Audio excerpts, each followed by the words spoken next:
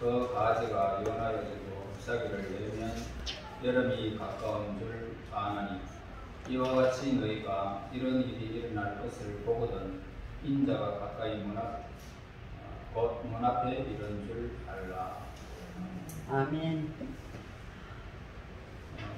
우리나라에서도 무화과나무는 흔히 볼 수 있습니다.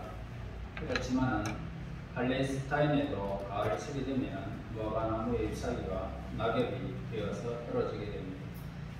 그리고 이듬해 봄이 되면 다시 꽃이 먼저 피고 그 다음에 열매를 맺습니다. 열매를 맺은 다음에 바로 무화과나무가 잎사귀가 이렇게 물이 오르게 되고 말랑말랑하게 성장하게 됩니다. 그래서 팔레스타인 사람들은 무화과나무의 잎사귀가 말랑말랑하게 부드러워지면 여름이 가까워진 줄을 생각했던 것입니다. 그래서 예수님은 이런 당시의 풍습을 통해서 재림을 대한 그런 교훈을 주셨습니다. 즉 사람들이 자연 현상을 통해서 계절과 시대를 짐작하듯이 예수님의 재림도 여러 징조를 통해서 미리미리 짐작하고 준비할 수 있다. 이것을 우리에게 알려주는 것입니다. 그렇다면 예수님의 재림 전에는 어떤 징조들이 나타날까? 첫째로는 종교적인 그런 징조가 나타나게 됩니다. 요한일서 2장 18절 말씀에 말합니다. 아이들아, 지금은 마지막 때라, 즉 그리스도가 오리라는 말을 너희가 들은 것과 같이 지금도 많은 즉 그리스도가 일어났나니 그러므로 우리가 마지막 때인 줄을 알아라 라고 했습니다. 먼저 종말이 되고 재림의 때가 임박하게 되면 도처에서 거짓 선지자들이 출현을 하고 거짓 진리가 난무한다는 말입니다. 사도 요한은 마지막 날에 거짓 교사들이 나타나게 된다라고 하였습니다. 그래서 이 거짓 교사들의 특징이 있다면 한마디로 거짓말하여 진리를 부인하고 예수 그리스도를 대적하는 것입니다.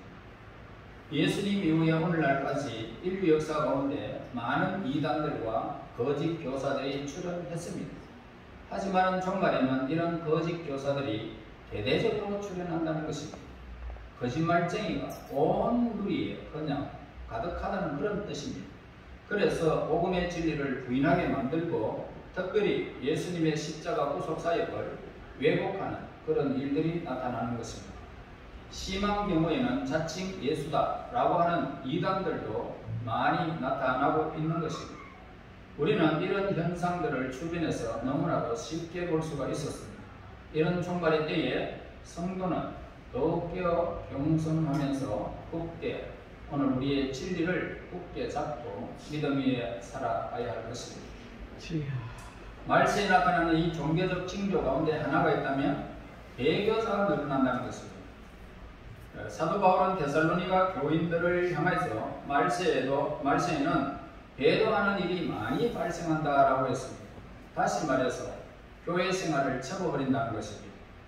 방금도 말했지만은 실로 이 말세가 되면은 진리를 왜곡하는 거짓 교사들이 많이 출현하게 된다는 겁니다. 그러다 보면 이 진리에 미혹되는 어리석은 성도들도 많이 나타난다는 겁니다. 특히 종말과 재림에 관한 이 진리는 아주 민감하고 신비한 영역에 속하는 진리이기 때문에 올바른 재림관을 가지고 있지 않는 성도는 자칫하면 거짓 교사들의 말에 현혹되어져서 그만 참신앙을 저버리고 이 세상에 솔깃한 그런 거짓 교사들의 말을 듣고 세상을 쫓아가게 되는 것입니다. 따라서 우리 성도들은 올바른 신앙 지식을 온전히 가지고 특별히 정확한 재림관, 종말관을 가져야 할 것입니다. 진리를 저버리 듣고 또 배도하는 자의 최후는 너무나 처참한 지옥 이외에는 아무것도 그들에게 기다리는 것이 없기 때문입니다. 그 다음에 자연적인 징조가 나타나고 된다라고 했습니다. 마태복음 24장 6절 7절에 보면 난리와 난리 소문을 듣겠으나 너희는 상가 두려워하지 말라. 이런 일이 있어야 돼 아직 끝은 아닙니다. 민족이 민족을 나라가 나라를 대적하여 일어나겠고 곳곳에 기근과 지진이 있으리. 재림의 징조 가운데 흔한 자연적 징조는 도처에서 전쟁이 일어납니다. 그리고 천재지변이 심하게 발생한다라는 사실을 우리에게 일러줍니다. 물론 이 전쟁이나 천재지변이 종말에만 나타나지는 않습니다. 인류 역사 이래 전쟁도 많았고 또 자연재해도 많았습니다. 하지만 말세가 되면 이런 현상은 더욱 가중되고 극심하게 나타난다는 것입니다. 전쟁이 발생하게 되면 단순히 한두 나라에 국한되는 것이 아니라 이곳저곳에서 전쟁이 발발하게 된다는 것입니다. 또 재해가 생겨도 그 피해 범위는 자연적인 것이 아니라 지구 전체, 심지어는 우주 전체까지 피해가 확산된다는 것을 우리에게 일러줍니다. 그래서 오늘 우리에게 이루어지는 이런 자연 모든 재해들, 이런 재앙들은 너무나도 크게 번진다는 사실을 우리에게 가르쳐줍니다. 이때가 바로 재림의 징조라는 것입니다. 이런 현상이나 소문이 들리면 예수님의 재림이 시기가 임박해 온 것임을 우리에게 알려주는 그런 사실을 우리는 알아야 하는 것입니다. 말세에는 지식과 학문이 발전하게 됩니다. 초대교회 당시에는 교통수단도 불편하고 복음을 전하려 해도 여행이 굉장히 어려움이 많았던 것입니다. 하지만 세상 마지막 때에는 교통수단의 발달로 이제 외국을 이웃가듯이 여행할 수 있게 되었던 것을 우리가 부인할 수 없습니다. 뿐만 아니라 고고학과 언어학의 이 발달로 성경 역사를 이해하고 연구하는 데 많은 도움을 받게 되었던 것입니다. 또한 통신이 발달로 인해서 이제 과거와는 다릅니다. 한층 이 복음 증거가 용이해졌습니다. 세상 사람들이 우리 한국의 이 메시지를 어느 나라에 전달되지 않는 곳이 없습니다. 웬만한 곳에서는 다 전달이 다 되어집니다. 그래서 이는 곧 마지막 때에 예수님의 복음이 더욱 확산된다라는 것을 우리에게 이렇게 말씀해 주고 있는 것입니다. 그래서 우리가 이 특별한 섭리를 우리는 이해하고 알아야 한다는 것입니다. 그런 이런 때에 임하면 성도는 이 발달한 학문과 지식을 이용하여 열심히 복음을 전거하여 온 세계에 예수 그리스도의 복음이 전거되어져야 하리니 그때야 예수님이 오시는 것을 예언하고 있습니다. 그래서 발달한 기술 문명으로 일상생활에 유익만을 추구하고 심지어 이를 타락한 방식으로 삼는 악행은 지혜와 재능을 주사 문명의 발전을 가져오게 해주신 거룩한 뜻과 섭리를 저버리는 무서운 제약임을 우리는 알아야 할 것입니다.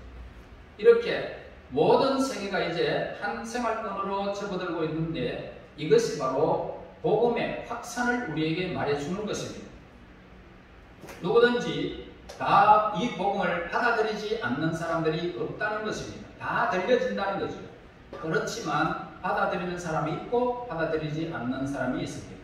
마지막이 바로 이런 징조에게 우리에게 말씀해 줍니다. 그리고 윤리적 징조를 우리에게 가르쳐 줍니다.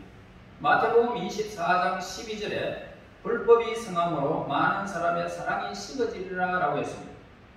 자, 말세가 나타나는 현상 중 하나가 있다면 윤리의식이 결여를 우리에게 말씀해 주고 있습니다.